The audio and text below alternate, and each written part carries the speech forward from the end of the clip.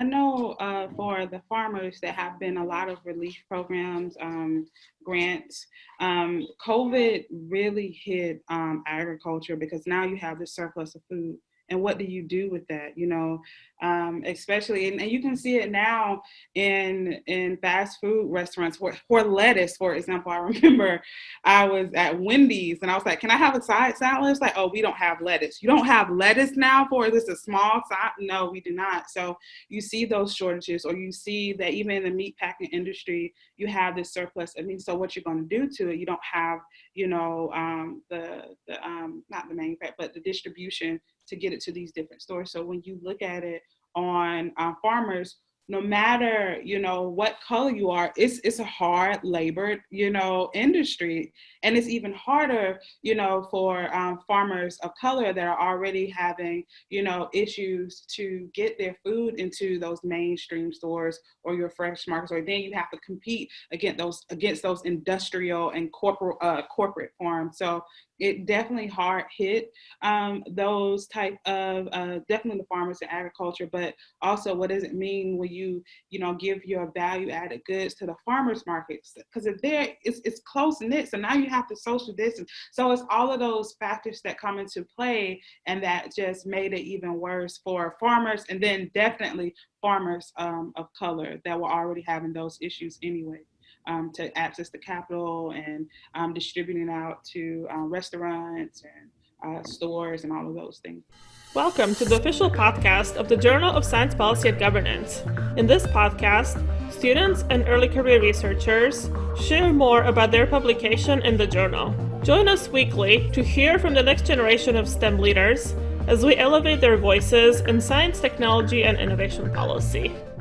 Welcome, and thank you for joining us for this episode of SciPol SoundBites, a podcast of the Journal of Science Policy and Governance. I'm Adriana Bankston, JSPG's Chief Outreach Officer and your host for this podcast.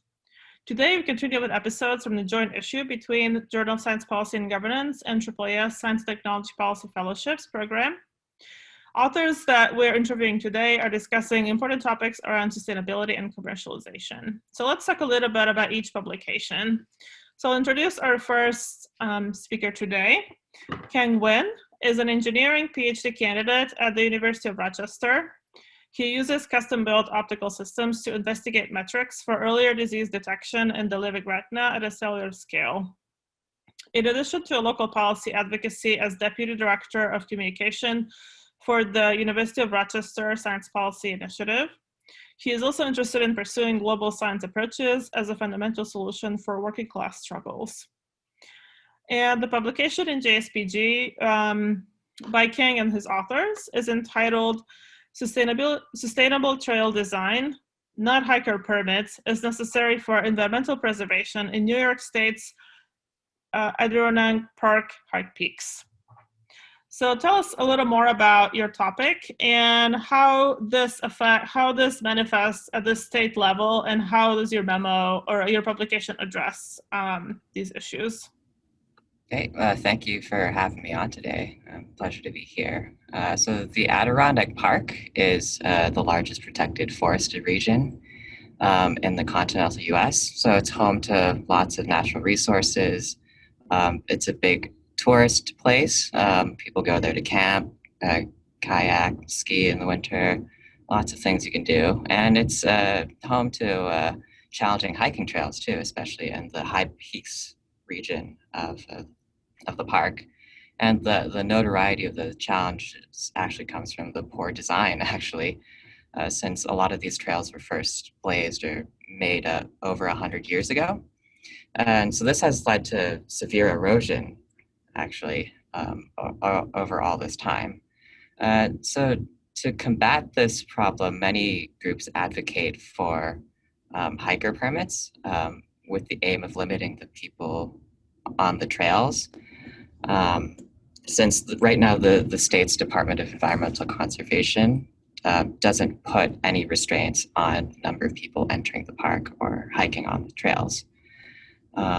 And then as for maintenance of these trails, the DSC does acknowledge that there are problems with these hiking trails, and they even have it in a regional management plan that they're required to maintain by law.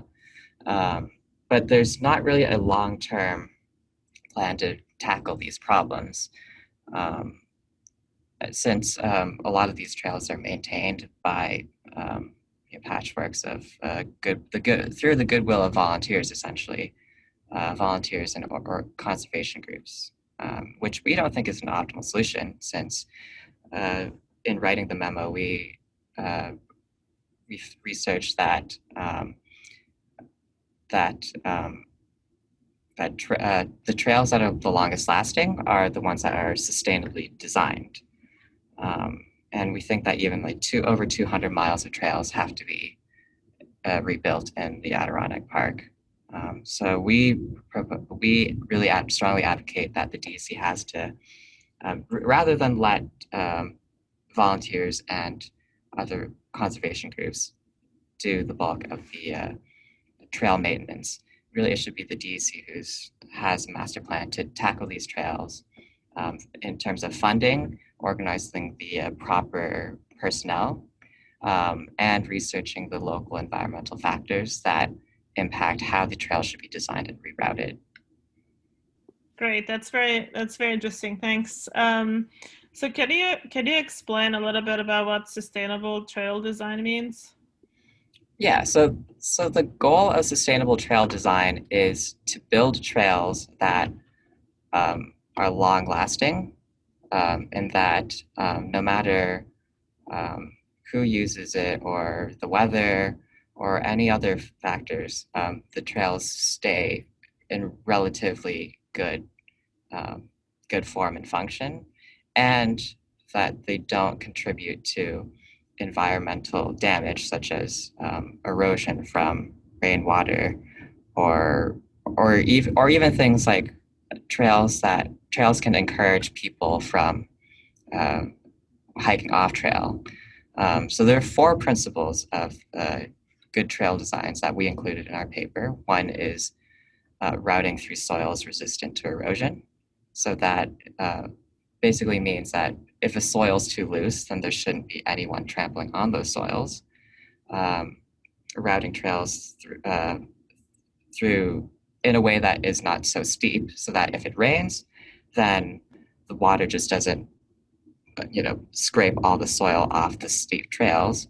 It has to have proper drainage so that if it does rain, then water doesn't pool in the middle of the trail, which makes the trail muddy, exacerbates the erosion, and encourages people to maybe walk around those obstacles and damage the plants and vegetation on the side of the trail. And then hardening with crushed gravel. So trails that are a bit on the looser side, you might introduce other natural materials in the middle of the pathway, so that it's a little more resistant to impact forces. Mm-hmm. Yeah, that makes sense. And I can see how that is really important for a large park like this. It seems like that could expand to other parks as well for these principles that you laid out. So we'll come back to that. So I want to just move on and introduce Kimberly as well. So Dr. Kimberly Carr currently serves as the Community Resource Specialist in the Georgia Rural Health Innovation Center at Mercer University School of Medicine in Macon, Georgia. She received her PhD in Integrative Biosciences from Tuskegee University and holds a master's in public health from Morehouse School of Medicine and a bachelor's of biology from Albany State University. All academic degrees were confirmed from HBCUs. And Kimberly's publication in JSPG with her co-authors is entitled Michigan Farmers of Color and the Future of Sustainable Food Systems. So Kimberly, tell us a little more about your publication in relation to farmers of color, underrepresented minorities, and how we can promote this sustainability in Michigan. Yes, thank you for having me today. This is a great and wonderful topic. As my co-authors and I decided to develop this this memo, we were thinking, we see a lot of things in literature saying there's disparities in agriculture, there's disparities in the food system, but we didn't see a term that called a thing. So in my scholarship and research, as I was a postdoc at Michigan State, I did a very critical review of literature and came up with the phrase agrarian, racial, and ethnic disparities. And if you look into our policy memo, that is what we outline as the problem.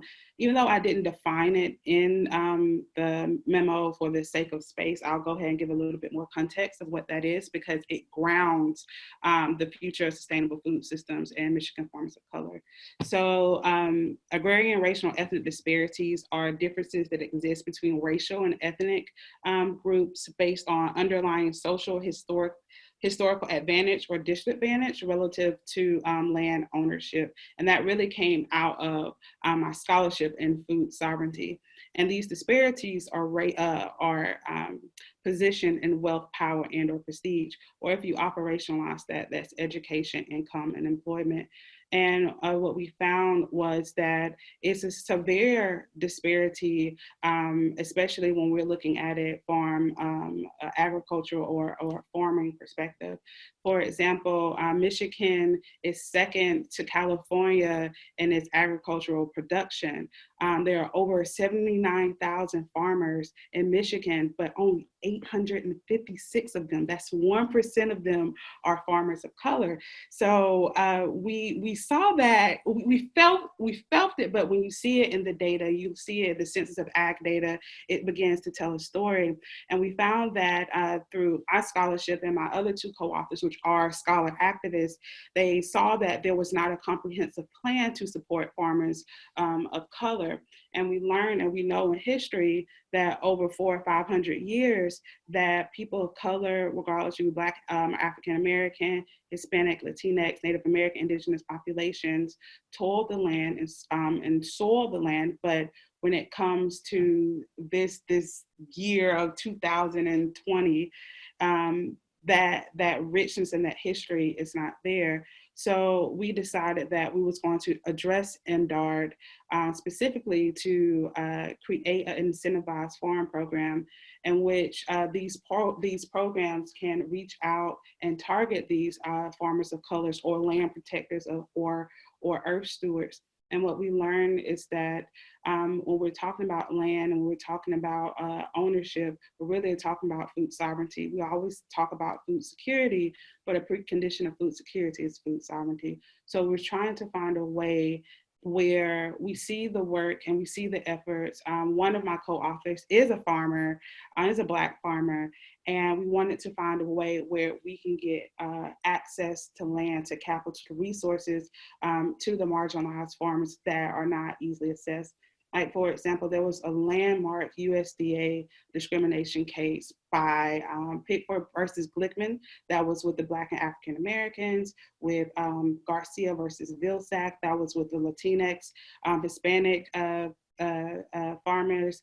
And then there was another lawsuit with Keep Siegel versus, I think it's Vilsack, if I'm not mistaken. Well, I'll put it this way, the Secretary of State at the Secretary of Agriculture at the time. So you have these three different groups, and there was another one, Love versus, I believe, was Vilsack, and that's dealing with the women. So it's like all the termed other people that are positioned in society as deemed as less powerful, brought up these landmark discrimination cases against the USDA. So one of the things that we want to bring home is the fact that we were thinking that let's take that power away from the federal, not take it away, but to have something to where the state is not reliant upon federal funding. So we decided to address MDARD because MDARD, of course, is agriculture and rural development. So it's like, how about we do a state-funded program? And we saw that other states had funding mechanisms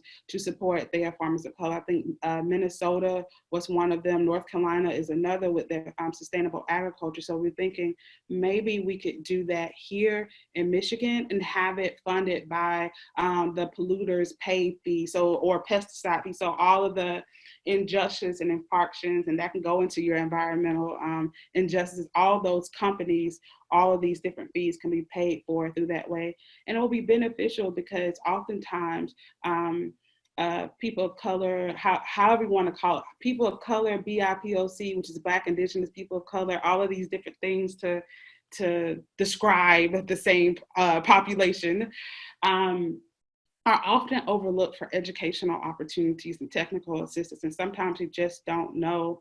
And sometimes, feel neglected. So it's like, what do you do? So again, we just decided to develop or propose a program. I know while we were writing it, MDART was in the initial planning of having an effort, but we kind of just pushed them, hopefully a little bit more, hopefully it got into their hands to see what our suggestion would be.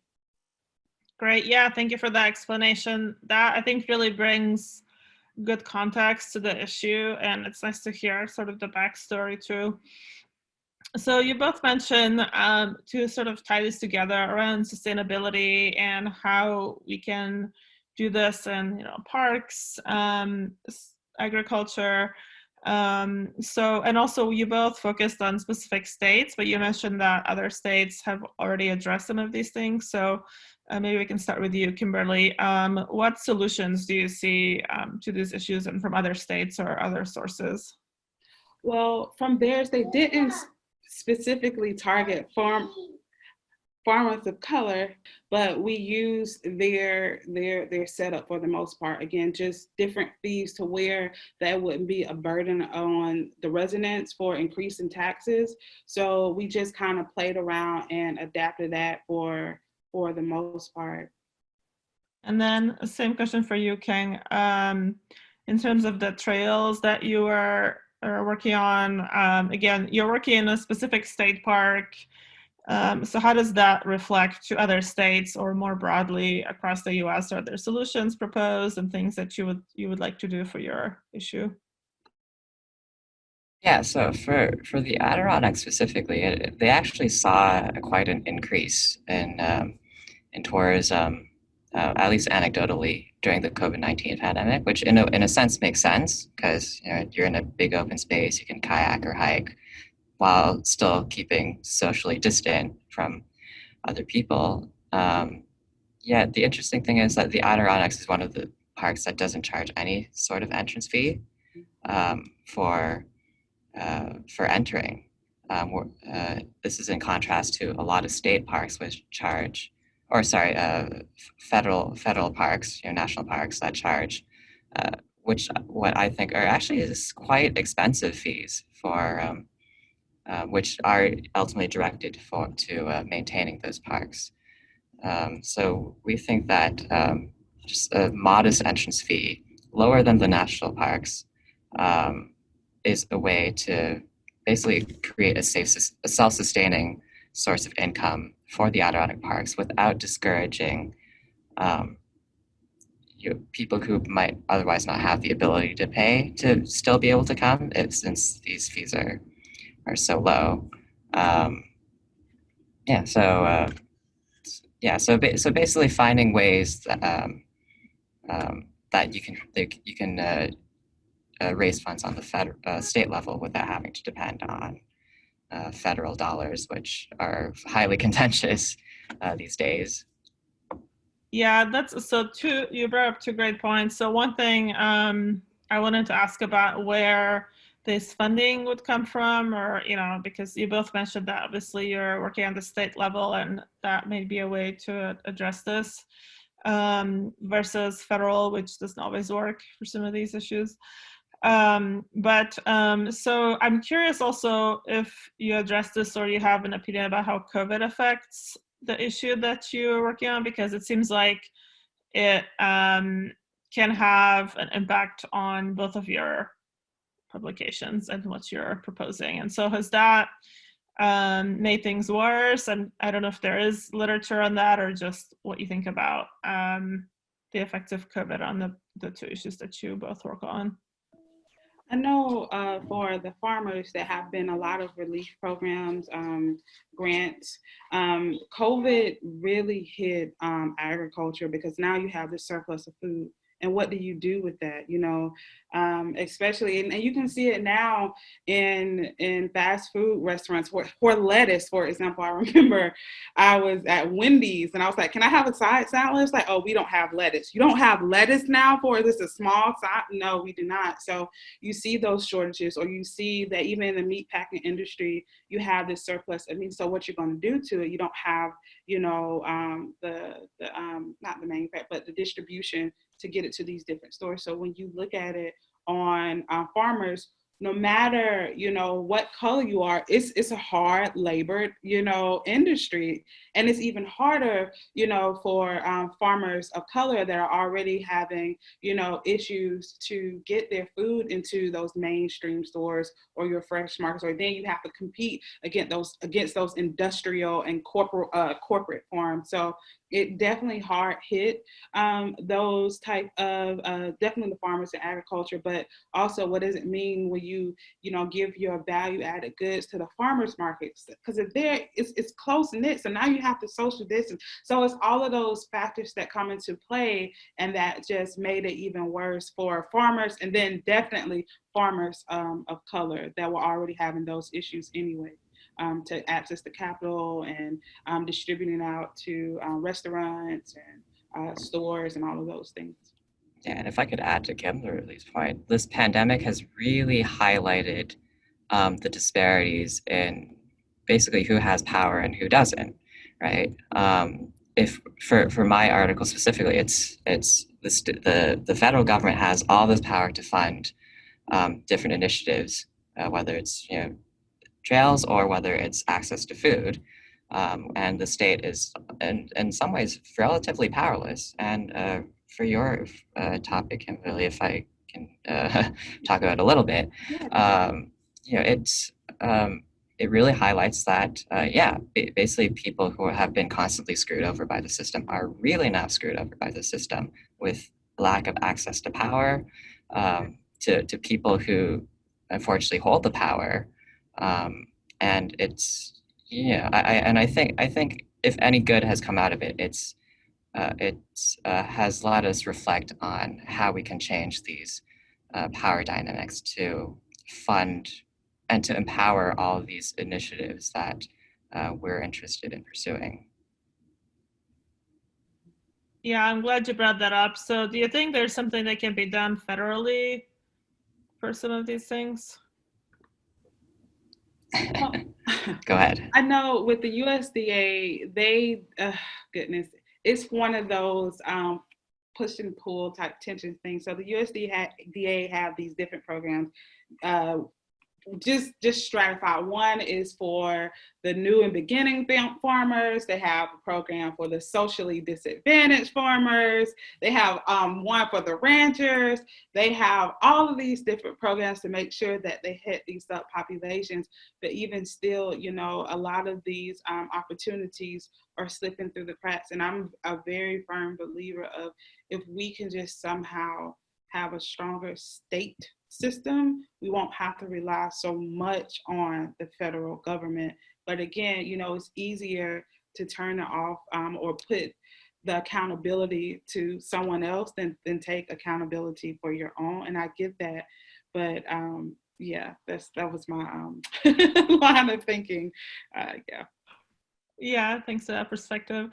One other thing that came to mind, because both of your issues obviously can have a really large impact, I think, across the US, and that really broad, even global issues, that during COVID, I think, has also had impacts on the economy. So I'm wondering if you have thoughts about, jobs and kind of the economic angle of how COVID has affected the topics that you're working on.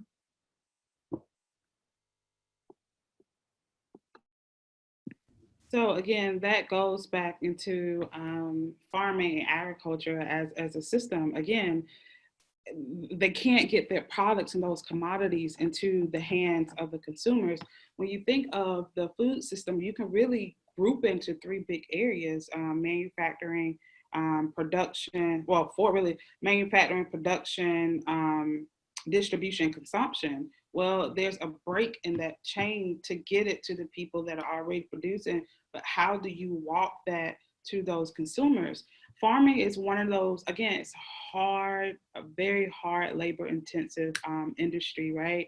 So again, we can even throw in climate change. So all of these different things that, outside confounders that impact agriculture, but not only that, you're directly impacted by your money because again, you got to buy the seeds, depending on how big your farm is, how many acres, irrigation, all of those things are causing your profit to dwindle. And then again, you have this surplus of food. What do you do? And that easily goes into that food waste, conversation. And then all of those different things. How do we now deal with this? And then the irony of it is we have a food surplus, but then we have these other areas that are not as food secure. What do we do there? And then on top of that, I could keep going on and on, so I'll keep it to this. But again, the economic turning point, again, is the fact that you can't get the food to where we need to be.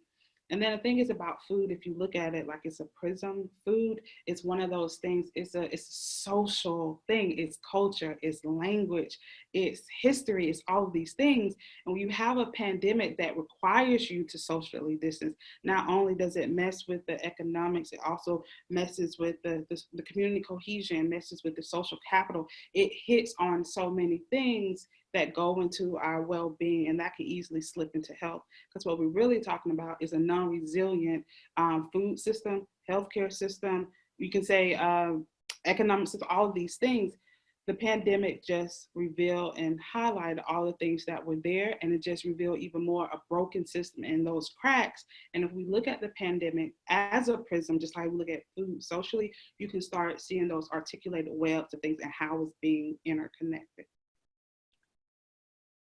Right, and I mean, it all comes down to, unfortunately, a federal government who does not look to local solutions to fix any of these problems. I mean, I think both of our topics today are talking about issues that are very, very local, but could have been solved by a stimulus package that doesn't go to corporations who are already doing pretty well. Yeah. Right. And like basically empowering the people who understand the problem because they're facing them right in front of their eyes, to tackle their own problems rather than, a random person from California who I will not name, thinking that they can pontificate about struggles of Michigan farmers, for example. There's a great disconnect there, and the unfortunate bit is I'm not so sure how we can solve those disconnects in community versus federal points of view or experiences. So with that, to add, one of the solutions that we work for, like in our center, is doing an asset-based solution. So that, like you said, it goes back into empowering those communities. But again, when you're dealing with a population that has been stepped on for hundreds of years, how do you motivate and empower, these populations to do that?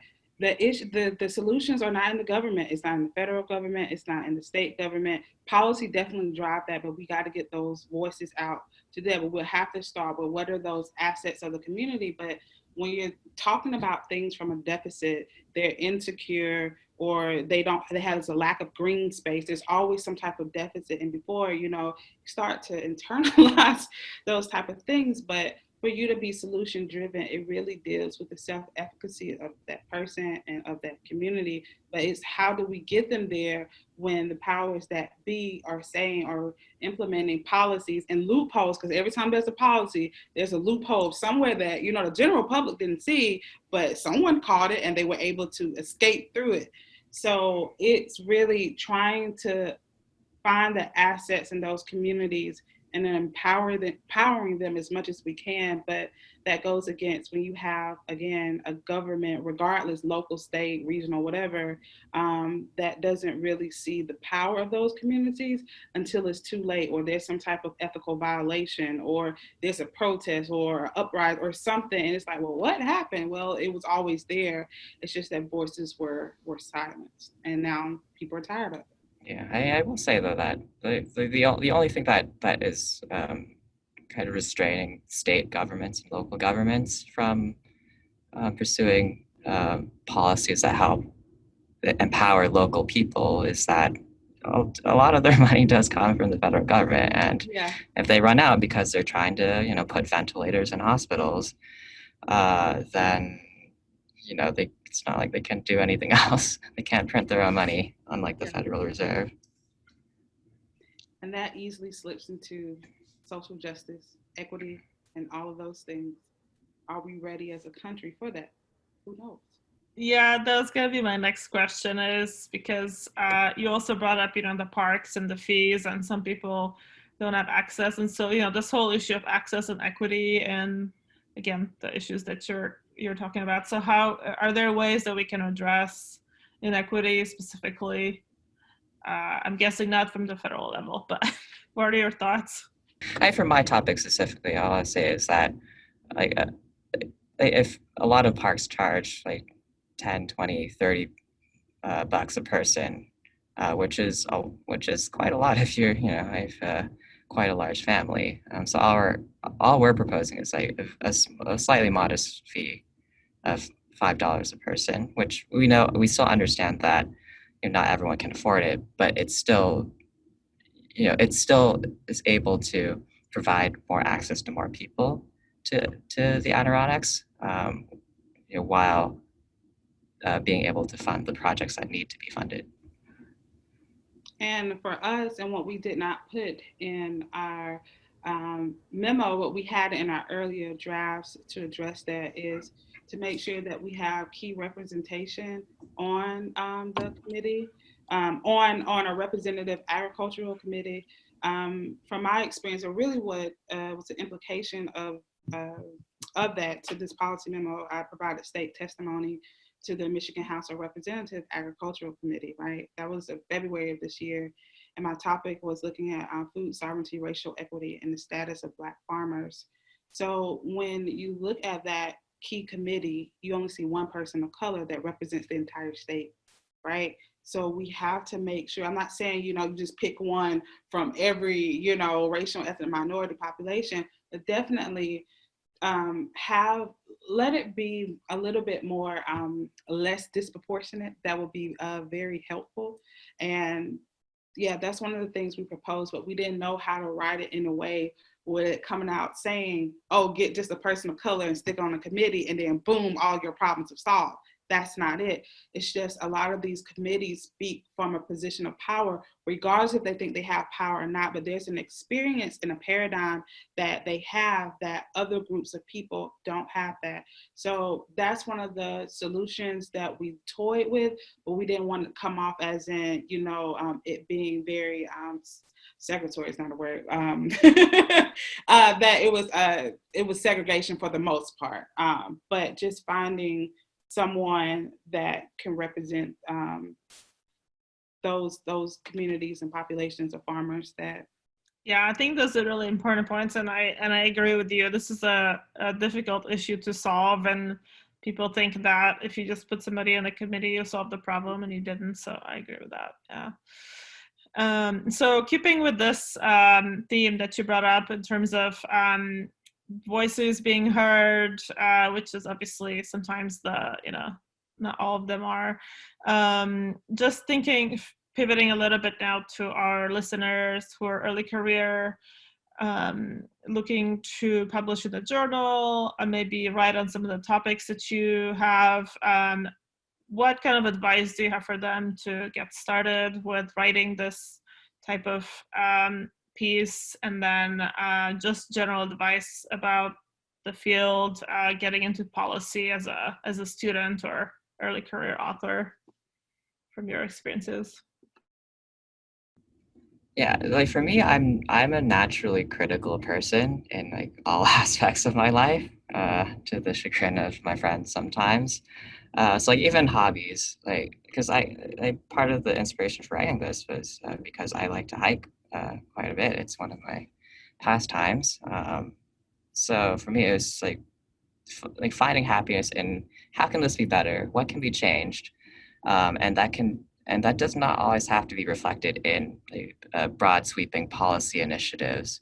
You know, like climate change is a broad topic, racial injustice is a very broad topic, um, your foreign policy is a broad topic. Um, so start local, I'd say.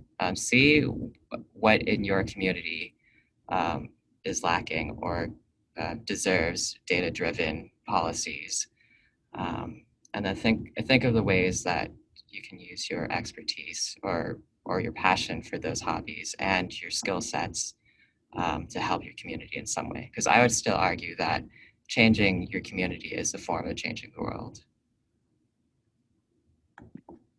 I definitely agree, specifically on the aspect of find something that you're passionate about, and that's how our policy memo came about. Again, it was the state testimony. One of the other co-authors, we were on this public policy panel, and we gave a panel discussion at the Senate, because Lansing, so Michigan State is in East Lansing, but Lansing is right next door, which is the capital of Michigan. So it kind of works well that, you go downtown, you're like, there it is. So we sat on a panel and, we started talking about what was going on, boots on the ground. She is both of them are, I'm kind of the oddball out, but they are activists. They are those grassroots organizations. They are those policy people. And then with me, my view, I'm from the South, I'm from Georgia. So for me, from Georgia and they're, in the Midwest. So we kind of just merged our perspectives together, and they taught me things along the way. So that's where it came from. They saw the things on the ground. They, other co-authors, they sit on boards of a lot of grassroots organizations. Some of them are already established organizations, and they wanted something to be done about it, but in a way that's documented and it's just not hearsay and, inflamed rhetoric. But hey, we have the data. This is what's going to happen. Now all the world is going to see, even, you decide you may or may not want to do something about it. Right. Yeah, I think that's really important. And because I think sometimes students don't think they can make an impact, they don't know where to start. And I think publishing something like this is a good experience and a way to maybe get started about writing about something that you're passionate about and get it out there, and then follow up by some of the steps that you brought up. So thank you. I think this is very fruitful discussion. So thank you to our guests for joining us today, and for everyone who's listening. You can find this episode and others like it on JSPG's YouTube channel and on SoundCloud. And that's it for this week on SciPol SoundBites, the podcast of the Journal of Science Policy and Governance. If you enjoy this episode, subscribe to our podcast on YouTube and SoundCloud. You can also follow us on Twitter, Facebook, and Instagram at SciPol Journal.